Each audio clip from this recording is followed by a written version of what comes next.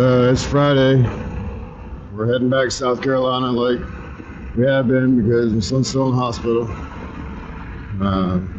We're going to be going back and forth, but we're going a different route today because I'm sick of the interstate.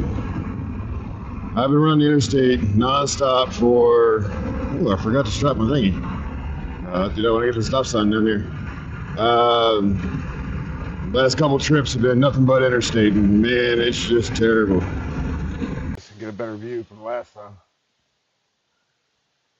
And we got hikers. Pretty dog. Hey, how you doing? Pretty dog. Yeah, this is Banjo. She's friendly. How you doing? You want to say hi? Oh yeah, you're still young. Smell all my dogs, don't you? Yeah. You're good. Hello, new friend. Beautiful. This is her first official hike. Oh, nice. Doing really well. Go burn that energy off. We're trying. Y'all going to the top? We went about halfway up and then turned around just because we don't want to outpace her stamina and then have to carry her back down because she's like 65 pounds. So. I understand. So we've already done our hike and we're just heading back. going to view. You all have a blessed day. You too. So yeah, that was nice. I love that. There you go. Now y'all can actually see it. The place where. Now I'm not going all the way up. I can tell you that right now. But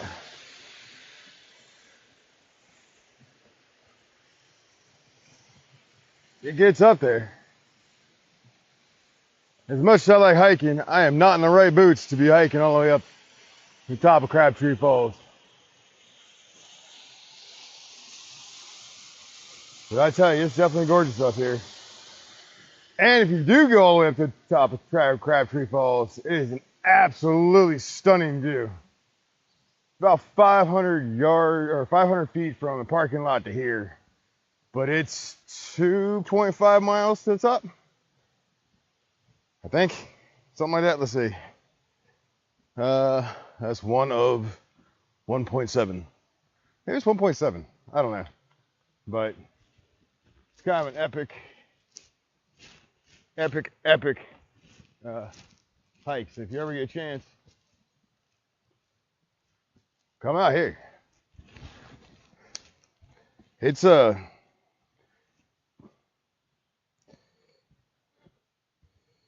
pretty cool place. I try to stop out here quite often. It's one of God's most beautiful places. When we sit there and think about artwork, and God was the original artist, everything else is just a copy. And when you come out and see his actual artwork, man. Second. It's kind of crazy. As you know, I'm back in South Carolina at the hospital. Well, actually in the hotel room right now. Last night, we were sitting in the room and this nasty storm blew in. I mean, we were watching the cars drive through water. I mean, the water was coming over our wheels. I'm like, ooh, I got to go back to the hotel at some point. As you can see, I got back to the hotel and dry at that. I was thinking about the storm. Man, I'm going to do something a little different because I was reading this morning. There's a part where Jesus was asleep in a boat. It says here in Matthew 8, verse 23, then he entered the boat and his disciples followed him. Suddenly a great storm arose on the sea, so that the boat was covered with the waves. But he was asleep. His disciples went to him and woke him, saying, Lord, save us. We are perishing. He replied, why are you fearful, O you of little faith? Then he rose and rebuked the winds and the sea, and there was a great calm. The men were amazed, saying, what kind of man is that even... Oh, sorry about that. What kind of man is this that even the winds and the sea obey him? Man, we get in these storms, And there's a lot of them. Yeah. Right now, my son's fighting and he needs a heart transplant, and we're in the middle of a storm. We get so wrapped up in the storm that sometimes we take our eyes off of God. You can't do that.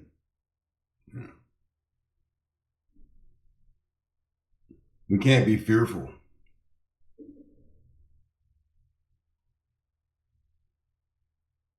Said it a million times, I'll say it again. Your faith ends where your fear begins.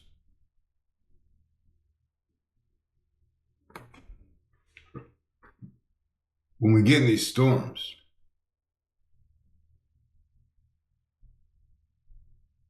we need to rely 100% on Jesus to get us out of it. Let him guide us out of these storms. Let him calm our seas.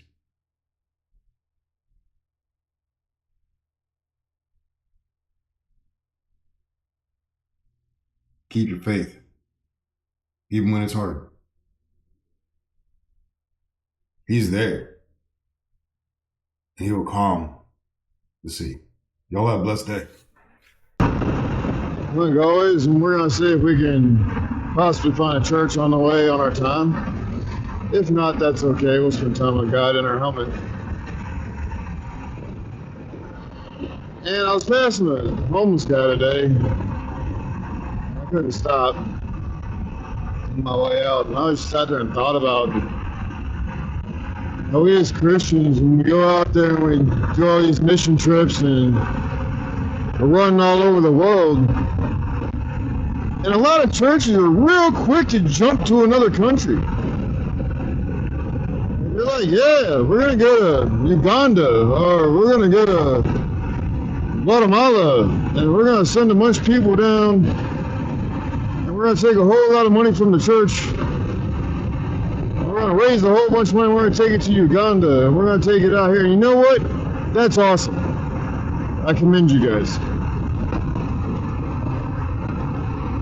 But I have a slight issue. It's never going to get mad about this. That's okay. Are they blind to what's going on in their own house? So, this country, as much as I love it, we have an epidemic that has to do with drugs. Let's just call it what it is. All right? But not all homeless people are on drugs, just so you guys know. Sometimes people just fell on hard luck. And some of that is, you gotta understand, man, most of us are only a paycheck away from being in that same boat.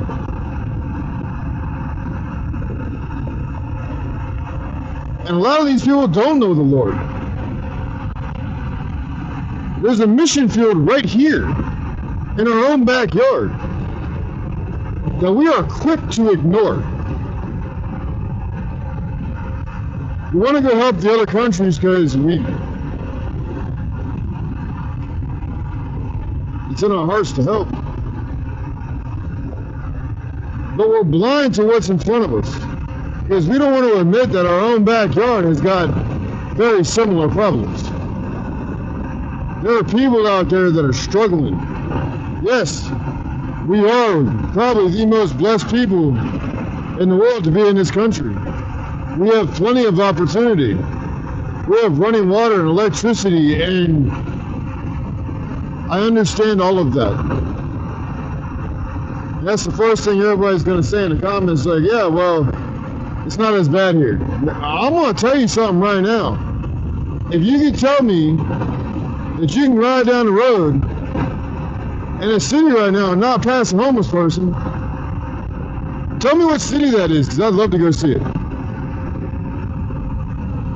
I spend a lot of time on the road, and it's everywhere. Some places hide it better than others, but truth be told, it's everywhere. Y'all, we need to help our people.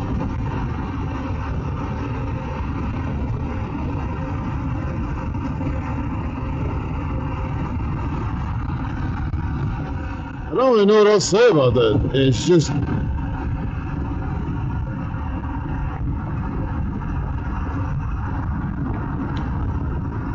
if you run a church in the United States of America, you're a pastor. I'm telling y'all, you got to get out of your church. You need to go drive around your town. Drive around the city that's next to your town.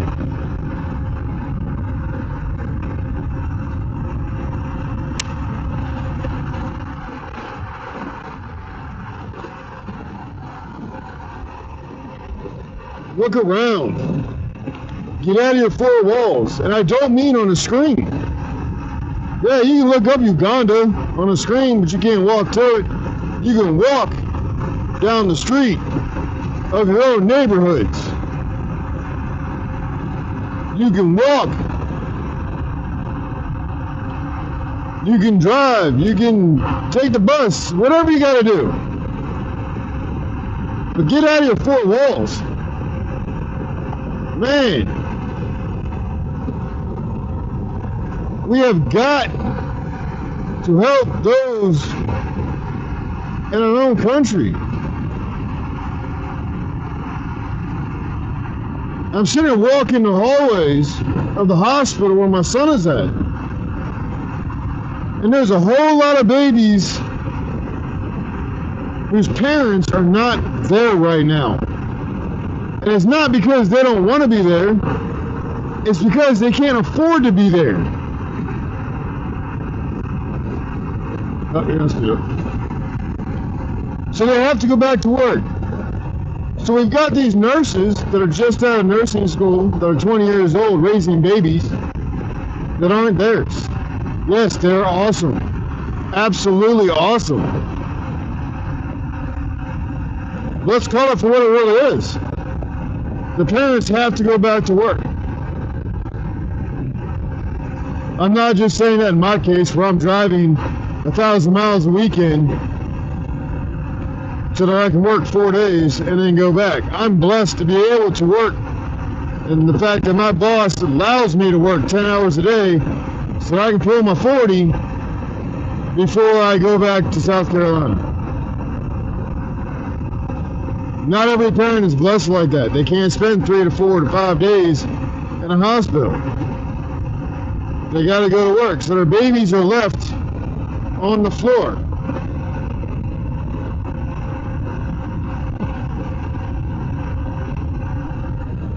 You want to see a mission field? Walk around a children's hospital.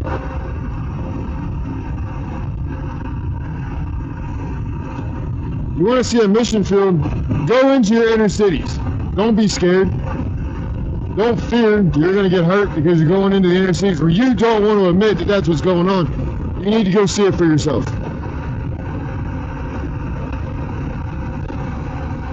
I don't know why I'm ranting this morning. It just kind of hit me.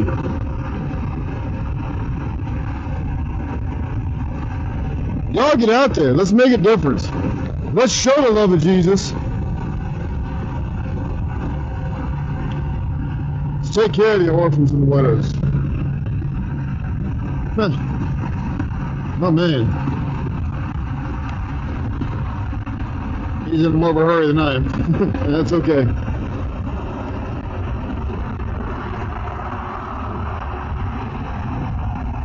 Let's get out there. Let's show the world what Christians are really. What we're really like. Let's go be the example. Let's go be the light. Let's go brighten somebody's day. And I get it. Some people are like, I don't want to give the homeless man money. Well, don't give him money. Go to McDonald's, buy him lunch, and bring it to him. But that's what makes you feel better. I promise you they're not going to say no.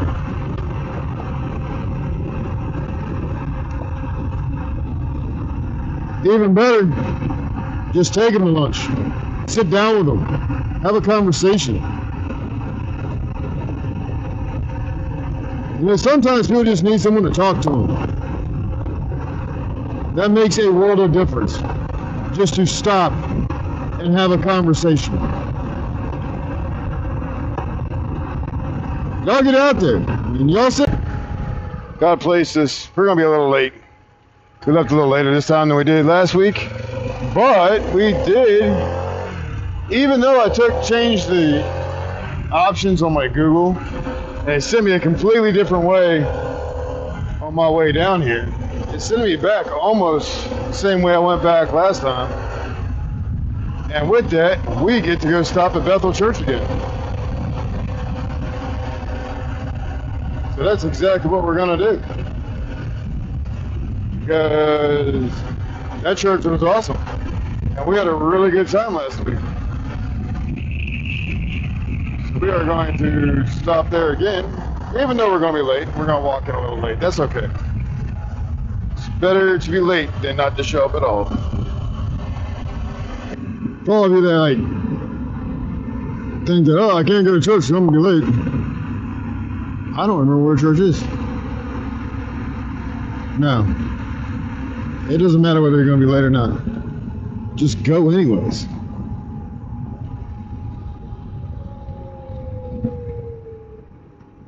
Let's see if I can find the church. If not, I'll erase this part of the video.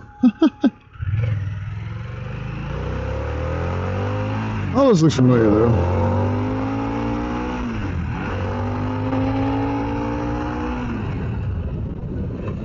I love this bike. This bike is ridiculously fast. Yeah, we're gonna stop at the church that we stopped at last week. Telling you, man, this church was absolutely awesome. It's a tiny little church out here in the middle of nowhere.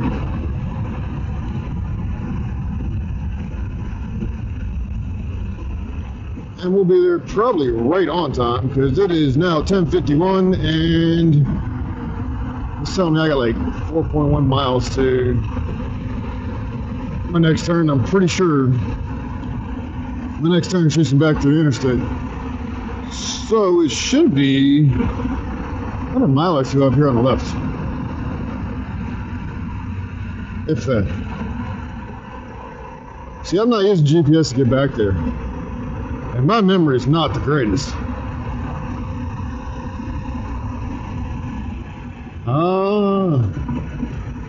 We're getting close. I remember that. I said something about that last time. Well, I don't know if I had the camera on, but talked about the cemetery. So yeah, we should be there. It should be coming up here on the left anytime now. You see, like 5 minutes later.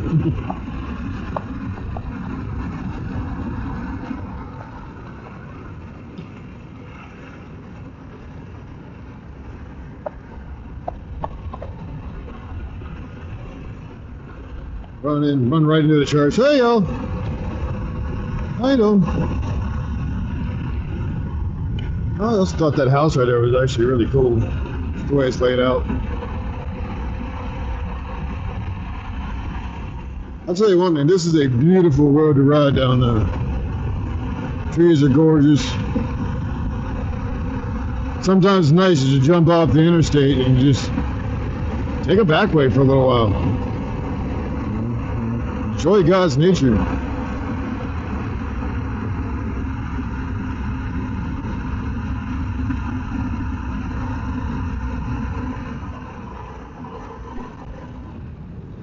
Here we are. Here we are. This will be fun.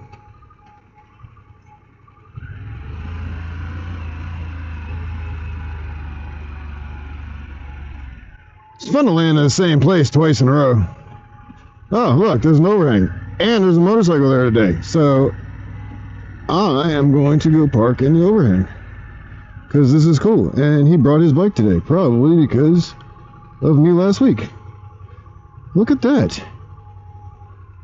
That is a gorgeous, gorgeous motorcycle. I did not... Wow, that was not here last time. Alright. Huh, maybe because I rode in last and I was like, oh, I should ride in this time. I'm gonna park next to it. Why not? That's awesome. Motorcycle parking. I love when a church has motorcycle parking. It's underneath an old overhang and everything. That's what I'm talking about. That's awesome. Well, let's get this helmet off and let's get in there because I'm late. It is a blast, man. My phone is exploding with messages. I will get to all the messages, I promise y'all. I have 5 hours and 37 minutes back home, 33 minutes. And it's time to get back on the road.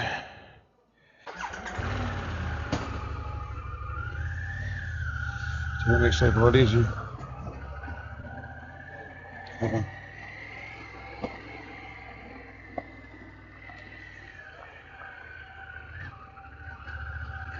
Once again, we're home. Well, almost home. About an hour out, an hour and a half. Just want to show you guys what, even on 81, it's still beautiful out here. It's the interstate, but this interstate cuts through the mountains. We're just south of Roanoke in Virginia.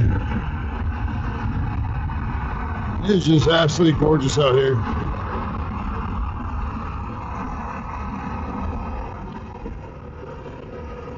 It's been a ride. Whew, I'm tired. I just want to get some food and go to sleep at this point. But I still got about an hour and a half. Just a little over an hour. I wouldn't say it's an hour and a half. I'd say it's probably closer to. Let's just find out. It's an hour and 17 minutes. I gotta stop for gas. Come on, shut it go. I need to gas in like a little while. But that's what I see every time I come home. I'm coming into the mountains. Besides the traffic, and that's part of it too, because this is a trucker's route. So there's a lot of big trucks on this road. If you're ever coming down here, be careful, because there's a lot of big trucks. As you guys can see, there's a lot of big trucks on this road.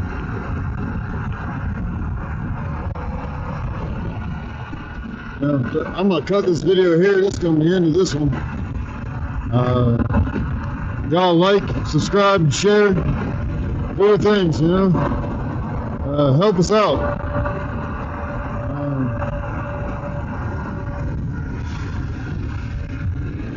This will probably air on Friday like the rest. Video there, but we ran into a slight little snag where my man over here, his bike broke down. And I've been sitting out here trying to fix it, but apparently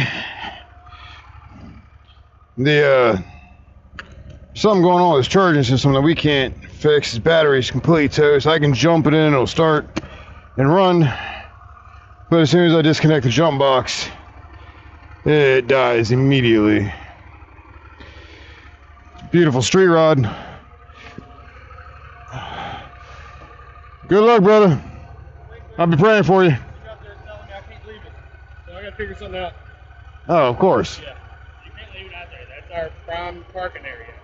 So I'm gonna figure something out, but I'll get it. I appreciate it. All right, man. You're welcome. Oh, I wish I could do more. I don't have a truck.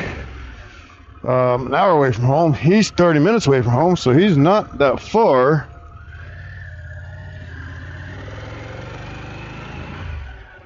But I unfortunately don't have any way to help him anymore. Earlier, but on my way home the other day, I stopped to get gas. Didn't really need to, but the Lord told me you've got to stop right here to get gas. And I ran into this guy, Jesse, who just bought an old street rod 750 Harley Davidson. And those things that's kind of a cool bike. You don't see them very often. And he was on the side of the road. He was 30 minutes from his home. The bike broke down. So we spent about an hour and a half trying to get the bike back up. Turns out that the battery was just toast. I could jump it, it would start, and it would cut right off. So he eventually had to have it towed. And then Break me, face me, baby, break me. Tear me up just to break me down. Break me, face me, baby. Tear me up. so I had him call me or text me when I got back. I was like, make sure you text me when you get home so I know you're okay. He texted me, he sent me that picture of the bike getting towed. Man, we're out on the road, and the Lord tells us to stop. We just need to stop. You never know who you're going to meet on the side of the road. I would never have seen Jesse if I didn't pull off the interstate.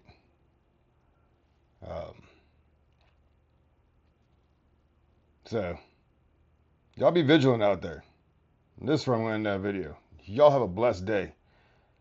Like, subscribe. Please share these videos.